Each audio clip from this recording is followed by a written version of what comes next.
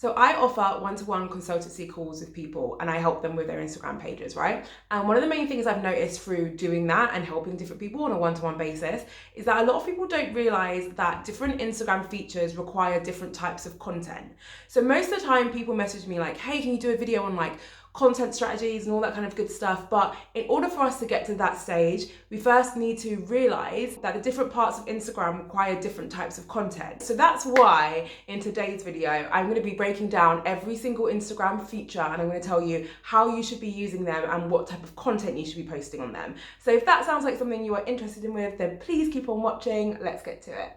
So before I get to the tips, if you're ever unsure on how you can access any of the features that I mentioned during this video, all you have to do is click the plus icon on the top right hand corner.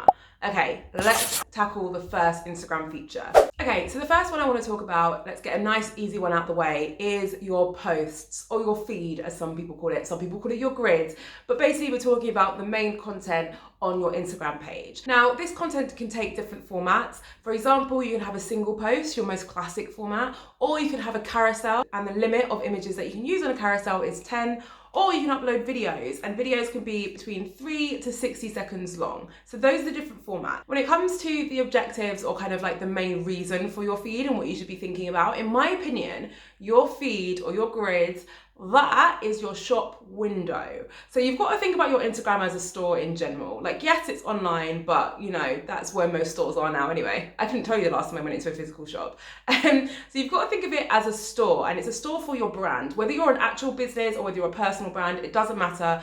It's a store for your brand, right? So when people land on your page, it's like they've walked into your store. So they're going to look around, they're going to shop around, and they're going to decide whether or not they're going to hang around to purchase from you. In this context, it's them deciding if they're going to hang around and follow you, which is why some elements of your page, in particular your grid and your feed posts, are so important. Those are your shop window. That is your opportunity to be like, hey, this is what I'm about. This is the kind of content I deliver. If you follow me, this is what you're going to get from me on a regular basis. So I've preached about this in a previous video when I talk about how to get your first 1,000 followers, but it's really important that your top 9 photos are like insane. Tip-top shape. You've got to make sure they look amazing, because that's what people see when they land on your page. And if they look good, they'll hang around. They might check out your other content, they might scroll, but at the end of the day, if they don't like those top 9, they're not going to do any of that stuff. In terms of examples of content for your feed, I feel like this will probably come naturally to a lot of people, because this is probably one of the most used or most known features of Instagram, because it's been there since, you know, the beginning. I was going to say the beginning of time. No, just the beginning of Instagram. But in terms of examples of content, if you are an influencer or a content creator, you know, this is your opportunity to really shine and share really high quality content which is related to your niche. If you're a business owner, this is a really great opportunity for you to show really high quality campaign shots alongside, you know, user generated content. Another marketing buzzword, you know, I like to throw those in, but that basically means content that your customers or your ambassadors have created. Think of it as your opportunity to put your best foot forward and your favorite content, what really represents you and your brand. That's what should be going on your grid. My biggest tip for feed posts is quality over quantity. I think that's a general tip in just life, but I think especially when it comes to your feed posts and your grid on Instagram. Instagram tell you a whole lot of things about what you should be posting every week. It's literally like, you're gonna be posting X amount of grid posts, then I want you to do an IGTV, and then you need to do a reel and blah, blah, blah. But they never recommend that you upload grid posts as often as you do things like stories. They actually think that grid posts should be uploaded 3 to 4 times per week, which gives you a little bit of rest room, a little bit of leeway for you to really plug a lot of energy into your feed posts and, you know, maybe make sure that the content you're creating is top notch and high quality. So that's my biggest tip for feed posts. Let's move on to talk about IGTV. Okay, so the format for IGTVs is up to 15 minutes unless you upload an IGTV from a desktop, in which case I believe it's up to an hour. The objective of your IGTV content should be to tell a story. So let me just put this into perspective when it comes to an IGTV and, you know, really try and bring to life why it's so important to tell a story on this format. An IGTV can technically be up to 60 minutes, as we said. That is 1 hour. I don't know why I'm saying that like you don't know that 60 minutes is 1 hour, but I want you to really let that sink in. Think about your favorite TV show, right? So like Game of Thrones or like Grey's Anatomy. I'm just trying to think of really popular TV shows. One of my personal favorites, You, okay? Great series on Netflix. think about how long those episodes are, because most of the time they're like 45 minutes to an hour. And then think about how much actually happens in those episodes. Like, if you're familiar with You, within the space of 45 minutes, Joe has probably fallen in love twice and killed 3 people within just the hour of that show. And IGTV are saying, hey, you have up to an hour worth of video content that you can produce for this format. That should be such a huge signal to you that, like, Jesus, I've got to get my storytelling like game on absolute lock when it comes to my IGTV. It needs to have a beginning, a middle, and an end at the very least, but you've got to be planning stuff out. You've got to be storyboarding. You've got to be thinking about, what is the objective of this content that I want to share? What is the hook? Why are people going to want to watch this? It's a big deal, like it's a big production, I'm not gonna lie to you. And the thing about IGTVs is that they're quite polished as well. So they're not for the faint-hearted. I always say that when I talk to my clients who also have YouTube channels, I personally, people might disagree with this, I personally think that it's not as big of an issue if you don't have a lot of IGTVs when you have a YouTube channel. Is this my way of giving myself an excuse to not create IGTVs? Maybe it is. But in my opinion, you don't need both, because YouTube is long form content, and it's very similar to what IGTV is. Like, one of the key differences is that obviously IGTV is in vertical format. So yeah, IGTV is not for the faint-hearted, but Instagram will reward you if you use it. So if you're up for the challenge and you're gonna put a lot of effort into your IGTV, then absolutely go for it. Let's talk about Instagram stories. In terms of the format of Instagram stories, each clip can be up to 15 seconds long. However, if you go on a bit of a monologue like I like to, it will allow you to record for up to a minute, and it will just break down your content into 15-second clips, right? Instagram stories, the purpose behind it and kind of your objective for your Instagram story content should be to build authentic connections with your audience. Instagram stories is where you share like your raw behind the scenes life. It's a real opportunity for your followers to get to know you on a deeper level, which is something which is difficult to do on Instagram. I've always said that. It's far easier to do it on platforms like YouTube, because you get to know the YouTubers you're watching, because, you know, it's long form content.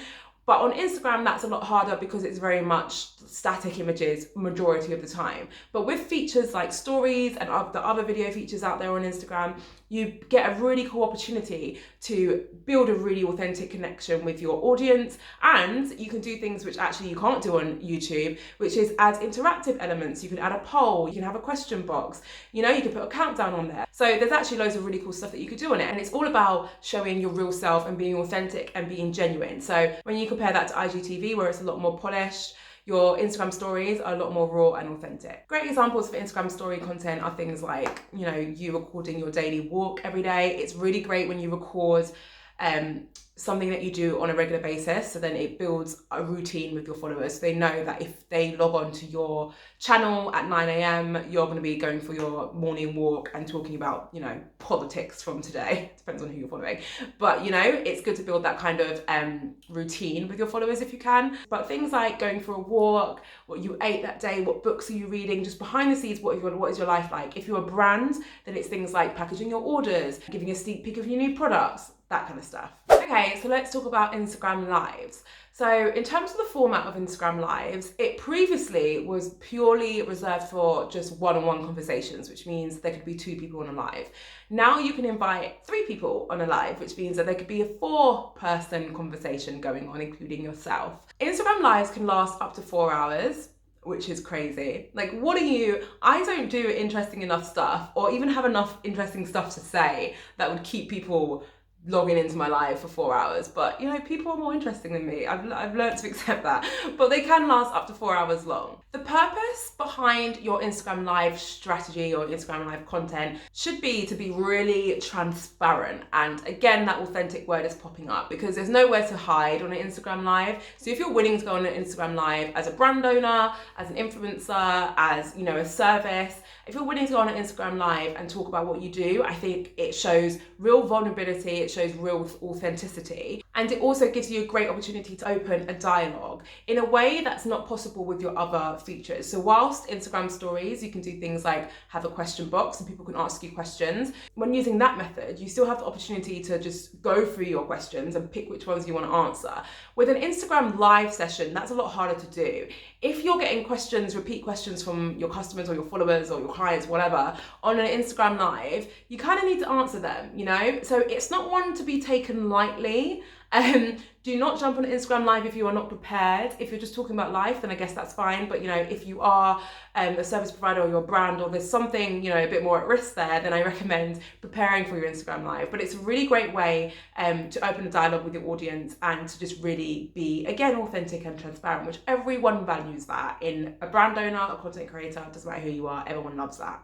Great examples of Instagram live content are things like Q&As or interviews, or when you're partnering with someone else who has a similar audience to you and you're both kind of having a chat as a way to get exposure to different audiences. That's also a really effective use of Instagram live. So obviously I had to talk about Instagram Reels. Sometimes I don't like talking about it because everyone talks about it so much, but for good reason, You may not know this, but Instagram actually came out and officially said, we are pushing Instagram Reels more than everything else. And the reason why we're doing that is because we think Instagram Reels is the best opportunity for small creators to gain a lot of reach and like blow up and gain a big audience. I kid you not, they actually came out and said that. So beforehand, myself and every other online marketing like expert, you know, was saying Instagram Reels, that's the place to be. And we knew that was true, but like now they've actually come out and said it like, oh no, you're right, it actually is the place to be, and we are actively promoting it. Like we are favoring this feature over any other feature. So if that's not a reason to get on Instagram Reels, I really don't know. I don't know what is.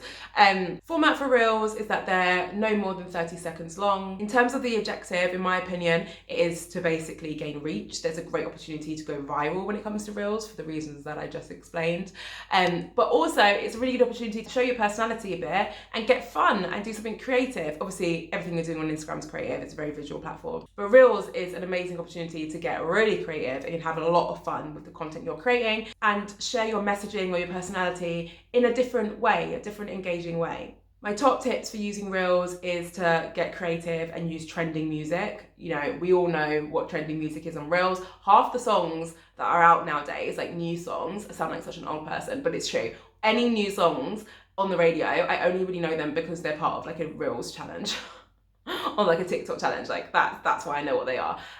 Which brings me on to some examples of good Reel content, which are things like sharing value in a really interactive and engaging and fun way, but also hopping on a trend or a challenge. I mean, we all know by now that that's a great way to blow up, not just on TikTok, Huns, it's a great way to blow up on Instagram too. Okay, so Instagram story highlights. I feel like sometimes people miss this one off because they think it's covered in Instagram story, but it's not. They're different features and they have different uses. It's just that they're interconnected. So Instagram story highlights, for those of you who don't know what they are, they're those circles, what you see when you land on people's pages. They're basically an album, if you will, or a playlist of a page's best content. I actually think that is the best way to look at it, is like it's a playlist of your best Instagram story content. So the format of these is that you can have as many like highlights as you want. I personally don't like it when there's more than like 10 to 15 because no one's gonna look at the old ones, so they kind of become redundant. But when it comes to the individual highlights themselves, you can have up to 100 photos or videos on there, which is a lot. You shouldn't need more than that, let me tell you. If you have even more than 50, I hate to break it to you, but no one's clicking that long. So I'd cut those down, unless you're like famous, which you might be, in which case how cool that I've got a famous person watching my video. But unless you're famous, like it's rare that anyone's clicking that far into your story anyway. So the objective behind your kind of content for your Instagram story highlights it's kind of twofold, right? Because you've still got the objective of your story content, which is, as I mentioned, to be authentic and build really good relationships with your audience through really raw video content. So that objective remains, but hopefully you've ticked that objective already because the content you're putting in your highlights has already gone live in your stories, right? When it comes to which stories you're selecting for your highlights or even how you're grouping them, you need to make sure that the stories that you're selecting are your best pieces of story content. Similar to your grid or your feed posts, these story highlights are one of the first things that people see when they land on your page. So we've got to go back to that shop window analogy, right? They've just got to your shop window or they've just walked in your store. They don't know whether they're going to actually buy from you yet, or in this case, follow your page. Your highlights are one of the things that they're going to look at in addition to your top 9 posts. They're going to look at your highlights and they're going to be like, okay, I like her personality, or oh, she produces really great content within this niche, or I really like that behind the scenes content from that brand. That's one of the things they're going to look at, and it's another opportunity for you to capture their attention and persuade them to follow you. Okay, so Instagram guides. This is like a little one that not many people use at the minute. It's slowly being pushed out. Fun fact, did you know that it was actually originally produced for travel content, and then they started to push it out to kind of broader categories like health and well-being and stuff like that, and now it's available to everyone. So think of Instagram guides as like a cross between blog posts and carousels. Because what Instagram guides allows you to do is to select some of your favorite posts which are related to one theme and put them all in one area, which is where it looks a bit like a blog post. So say your travel account and you just came back from Mexico. Mexico's on my mind because we've just cancelled our trip to Mexico for the third time this year. Third time. Don't worry guys, holiday's still pending. Keep an eye on my stories.